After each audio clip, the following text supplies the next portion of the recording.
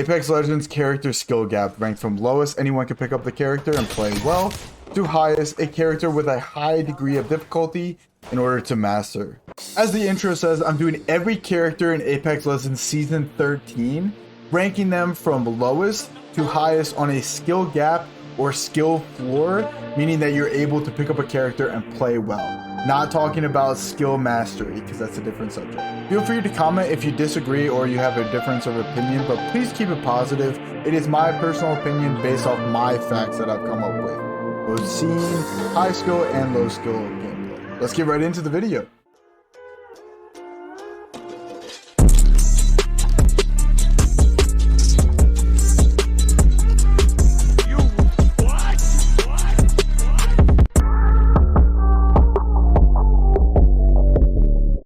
Coming in at the lowest rank, number 21, is Octane.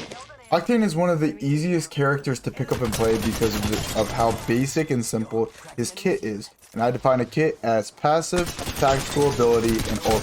Octane's passive is a self-healing, which just takes time and there's nothing you really do about it. A tactical speed boost that reduces your health. So all you have to know is just don't do it too often. And then a jump pad that you can use to push a team or push away from a team. Overall, Octane is very simple to use and anyone can pick up. I'm putting Fuse at number 20 on the rank list. The reason why is because his kit is really easy to pick up upon. His knuckle clusters are simply just another form of a grenade, and his ultimate is easy to avoid in terms of you either stay inside and you take no damage, or you are a movement character and you can get out of the ultimate without taking much damage at all. Along with the simple kit, it does have the tracker of the grenade and the ultimate, so you know exactly where it's going to go.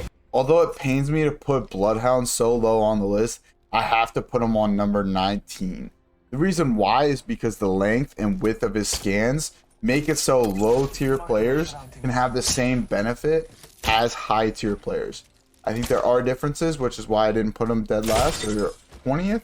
His ultimate is basically just a speed boost with scans being able to go off much quicker, you know, the cooldown for scans. I have to put Caustic at rank 18 because of how basic and easy it is to learn the kit for Caustic.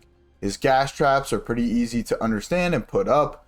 You just have to put it around doorways, exit points. The tighter the situation, the more effective the ultimate is, and a lot of people throw the ultimate, slow one or two people down, and the enemy doesn't know how to react. However, he is one of the best characters to avoid third parties, so I think there is a matter of skill gap and why I didn't put him at the very bottom. The big skill gap that I see is Caustic players being offensive. In lower ranks, they don't know how to use Caustic offensively, and with that, he is a larger hitbox that he can get rinsed pretty quickly. High tier ranks know exactly where to throw the gas traps when pushing effectively and where to place their ultimate. I hate putting support characters so low on this list, but Respawn has abandoned Lifeline kit.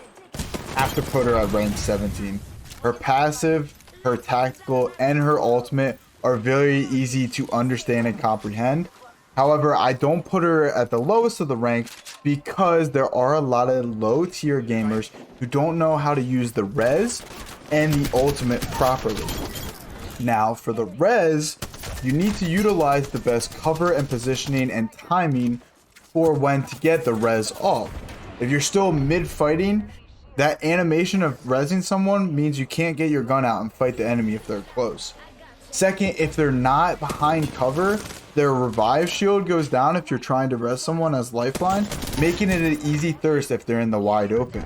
So I don't see that often with low tier gamers. And then also using the ultimate for late game as cover. I have to put Rampart at number 16 because her tactical, her walls, and her ultimate, Sheila, are pretty simple to use. With the health changes and the time placement that Respawn has implemented in Season 13, it's actually benefited Rampart, and you see Ramparts more often. However, it doesn't take a lot of skill to know where to put the walls and to place them yourself. Sheila, with unlimited ammo, it's kind of like a spray and pray mechanic. The real difference that I see in a skill gap for Rampart is knowing the regeneration or the cooldown of her tactical ability, not just spamming walls because there will then be a large cooldown, and also knowing when and where to pop her ultimate ability. Next up on the rank, Mad Maggie. I have to put her at number 15. Mad Maggie's tactical drill doesn't require much skill and is basically a cousin to a thermite grenade. The skill gap difference is the fact that most Mad Maggies don't use a shotgun, they don't know how to use the ultimate well, and they don't play the role correctly. Mad Maggie has a great passive ability of being able to run at the same speed as having your gun holstered than having a shotgun out. Having a shotgun out in close quarters and being able to run at an increased speed is very helpful for close quarters fighting. The second is high tier players use the ultimate right after there's a knock, a crack, or paired stun with another team ultimate. And the last but not least is the fact that she is supposed to be an aggressive initiator, one of the first ones into fights, because her whole kit is based that way. I mean, she even has Mad in her legend, Revenant at number 14. Revenant's silence is simple to understand and aim because it has the tracker like normal grenades do. His ultimate is basically a get out of jail free card that a lot of low tier players just use to push a team without having much strategy. The main difference I see between high and low skilled Revenant players is the ability to use his passives correctly. Being able to flank with his high climbing ability, along with his increased speed crouch walk, can sneak up on a lot of teams and catch them off guard. Most low tier players do not utilize Revenant's silence, his tactical ability, as a means of visual obstruction as they should. Whether putting it in windows or doorways can really change the tide of the fight. I'm putting Bangalore at rank number 13. Bangalore has hardly seen any changes since Apex's launch, yet there's still a lot of players that don't use her effectively. Her ultimate is best utilized to push a team off of cover or to prevent a third party from happening. Her smokes are best shot at the enemy or near the enemy to give you the better line of vision. There are instances when you're rezzing or other situations where you do want to shoot your smokes fairly close to yourself or your team. Baiting out shots and activating her passive in order to push, run away, or just to get a different angle is something I hardly ever see at lower ranks. All that being said, learning this information and implementing it into your gameplay isn't too difficult compared to some other characters in this game, which is why I'm putting Bangalore at rank number 13. Next on the rank is Loba at number 12. Loba's a great character to be able to do things solo along with a team-based ultimate, supposedly. The major skill gap difference that I see is with Loba's bracelet and the placement of the ultimate. Improper use of this bracelet will get you caught in the open and destroyed by enemies. The best use for Loba's tactical ability is to get angles, rotate, or to get away from a fight or a third party that's involved. Placing the ultimate to block doors and windows and placing your ultimate to pull grenades late game will really benefit your team and possibly get you that first place. We are halfway through the ranking system and number 11 goes to Mirage. His entire kit revolves around distraction and confusing.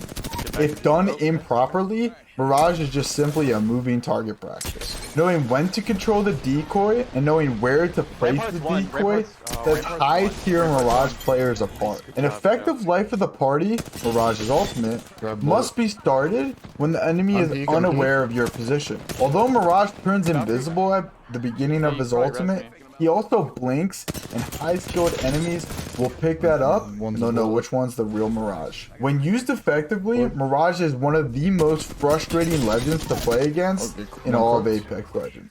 Number 10 spot goes to Valkyrie. I know I might get a lot of hate for this because of how overpowered she is, but her tactical ability, her jetpack boosting, and her ultimate sets Apex players apart. A lack of map knowledge and rotations along with a bad flight can get you and your teammates finished. The jetpack boosts are important to separate the timing and the direction so that way enemies can't beam you as easily. We all know Valkyries that just fly straight and make it an easy target for the enemy. The jetpack boosts also do a great job at giving separation, using different angles to either break doors or shoot over obstructions that are in your way of the enemy are really important to have full effectiveness of Valkyrie's tactical ability. At number 9, I'm going to have to put Ashe. Ashe's tactical ability is severely slept on, with the ability to combine it with either another teammate's tactical, an ultimate, or a grenade itself. If you know the tactical speed, the distance that the enemy is, and that a grenade lasts 5 seconds, you can have a great pair to throw the tactical, then throw the grenade, knowing that they'll be tethered, can't run away, to have mass effectiveness with the grenade. The ultimate itself is not hard to utilize, but knowing when and where to put the ultimate and knowing if you're pushing a team that there's going to be a delay before you pull out your gun is very important. Pairing Ash's passive ability along with map knowledge knows where the enemies are fighting, and if you're going for good rotations, you know what areas to avoid. At number 8, I'm putting Newcastle. Newcastle is another large hitbox legend where if you don't utilize the cover and abilities properly, you're going to get destroyed by the enemies. The tactical ability, if used in the open, can get focused and broken, unlike Gibby's tactical ability. The mobile shield has a slow movement time, so if you place it too early and you're trying to adjust it, it might be too late and giving up your team's cover. In order to push effectively on offense, you want to make sure that you're the distraction as the Newcastle with the mobile shield while your teammates get into a position. The ultimate is perfect for resetting fights, helping down enemies, or solidifying a stronghold. Timing is crucial for it. This ranking may be controversial, but I'm putting Wraith at 7. Wraith's role in Apex Legends is to be an initiator, the first one in the team into a fight causing damage. A poorly timed tactical can leave Wraith's teammates in a 2v3 because the tactical lasts 4 seconds. Now there's an initiation time of 2 seconds, so you have to be smart about, you can't just press it and instantly not take any damage. Wraith also has the best ultimate for late game. However, you need to utilize the map knowledge, knowing where the enemies are, and repositioning to get your team in a best situation to win the game. Blocking off entryways and tactically retrieving down enemies are a necessity for Wraith's ultimate. I'm putting Seer at number 6 on the character skill gap rank. Seer, when played correctly, is much stronger character than Bloodhound. However, when played incorrectly, Bloodhound easily takes the cake. Seer needs to be a great communicator for his team because of his passive ability and acknowledging where the enemies are. The tactical needs to be preemptive of where a team is going to be, not necessarily where they currently are, to land effectively. Seer's ultimate is incredibly strong for being able to acknowledge where the enemies are if you're trying to third party, mid-fight, or avoiding a third party to know that the enemy is coming. However, the ultimate needs to encompass the full area of which the enemies are fighting, and it also needs to be placed in a position where it's not going to get easily destroyed. Too often I see it just randomly placed in a field. Congratulations, you made it to the top 5. At rank number 5, we're placing Crypto. Crypto takes an incredible amount of skill, and his entire kit is based around his drone. With the 40-second cooldown, if the drone is destroyed, it's very important to be able to maneuver and place the drone in the correct spot. Many people will say that the best cryptos out there utilize the drone the least amount of time. Getting info and placing the drone like a camera so you can get into the fight while continuing to get info are incredibly important aspects of crypto. There are a lot of minute details with the drone itself in terms of being able to scan the banners to see if there are any enemies within the area, being able to pick up banners, and many more. Crypto's ultimate is best utilized in coordination with your teammates. At rank number 4, I'm going to put Horizon. Becoming a difficult target to hit while healing and also being able to take a different angle to shoot the enemies takes an incredible amount of skill. However, the big skill gap difference that I see is with the spacewalk or the passive ability that reduces fall impact. The ultimate needs to be placed in a position where it's going to have the highest impact without being destroyed easily. A common mistake I see from a lot of players is they throw the ultimate at a doorway to pull the enemy in while also breaking the door. However, the best way to do it is to throw it on that wall because it has that gravity pull from the black hole, and it will also break the door. So it's the same impact, but it makes it much harder to destroy. Number 3 spot goes to Gibraltar. Gibraltar is the most contingent legend in all of Apex Legends. And what I mean by that is if you mistime his tactical or his ultimate, your team is done for. Gibby has the largest hitbox in all of the game. To be a great Gibby, you need to run a shotgun. You have to be proficient in being able to quick peek in bubble fights. Gibby's tactical ability is used in a multitude of ways. whether that's repositioning with and having cover to do so, pushing an enemy, providing defensive cover, or getting a quick revive for your teammate. The ultimate has an incredibly slow recharge time, so it's important to have the timing and the placement of the ultimate down. One slot away from the first spot, so at rank number 2 goes to Wattson. There are a multitude of strategies to get the advantage over your enemy. One of the strategies is to place a perimeter down, bait the enemy into it, and then place another perimeter to connect the fence and stunning the enemy. Next is the door trick, which is placing one perimeter outside of the door, running inside, closing the door, having the enemy hold on the door, and then placing the perimeter, connecting the fence, which in turn both breaks the door and will stun the enemy. A third strategy is to already have a fence set up, hiding within the fence so enemies don't see it, and then moving once the enemy comes in, gets done, have the advantage, win the gunfight. All of these strategies take time to become proficient in, which is why I'm putting Wattson at number 2. The number 1 rank, and that rank goes to Pathfinder. Pathfinder takes an incredible amount of skill to be able to come even proficient, not even master, at the grapple. With different angles, crouching, jumping, and timing, along with quick reactions, all need to be taken into account in order to have a grapple that is a good reset of position. All of those aspects that I just mentioned play into an important role to have a good grapple, but the most important aspect is that you don't have the fall impact that you would landing from a certain height with most characters minus horizon. If you do that, it makes it very easy to get picked apart by the enemy. Another reason why he's deserving of this number 1 spot is because the rest of his kit is terrible. Although most people think he doesn't have a passive ability, he does have a passive ability, but it's that he can scan beacons and then he gets his ultimate back and a little bit of a cooldown with his grapple, which is basically nothing. And his ultimate itself is one of the worst movement ultimates in all of Apex. If you could you comment what you would like me to do next? If you could like the video and subscribe to my channel, I would greatly appreciate it.